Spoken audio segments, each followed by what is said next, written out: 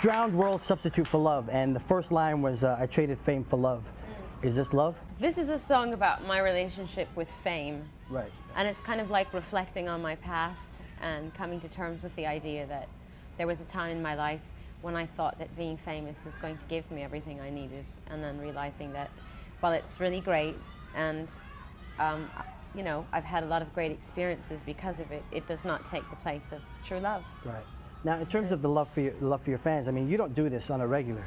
No. So, what has brought you to this point in terms of, like, you know, having the, I guess, is it comfortableness with yourself in terms of saying, hey, you want to maybe share a little bit more?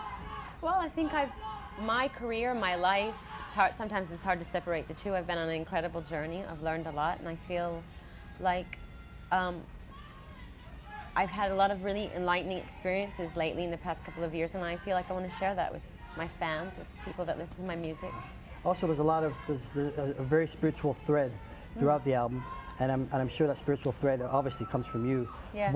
What have you gone through to get to that spiritual base? Well, just being famous for 15 years is like a real, like, you know, that's like going to the school of hard knocks, basically.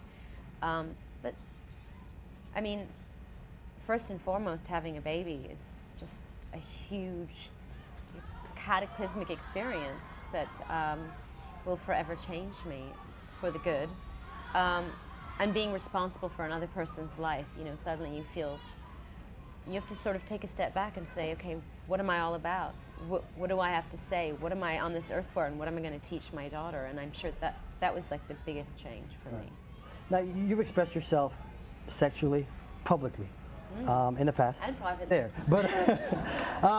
But now you're here to express yourself spiritually. Yeah. Do you feel people, like, I've actually talked to a lot of people over the year, and I believe there's a certain spiritual energy. A lot of it has to do with the fact that we're, you know, coming to the millennium, and, you know, the end of a century. To live from the end of one into another is a really important thing, and it's time for everybody to kind of take stock in what they've done, look back at what's happened to us personally and on a global scale, and I think people are really searching for the deeper meaning of life. You've said that you think that a lot of criticism about your sexually explicit material, like sex and erotica, is because you're a woman. Exactly, okay. Women taking control of erotic images is so incredibly subversive because in our culture, men usually control the image of women's sexuality for their pleasure and reserve the structure of power. You still with me? Yes. Okay, good. Women owning and constructing their sexuality is considered threatening in our culture. Yes. What do you do? What you do is so powerful because you open up the possibility for women to be involved in the production of their erotic images. What advice can you give to women, maybe even Lola in the future, who have to fight through the system for control over their images? You're an inspiration. Romy. My advice is just that if you really believe in something, then you've got to stick to your guns. That's all there is to it, you know? Okay. Never back down.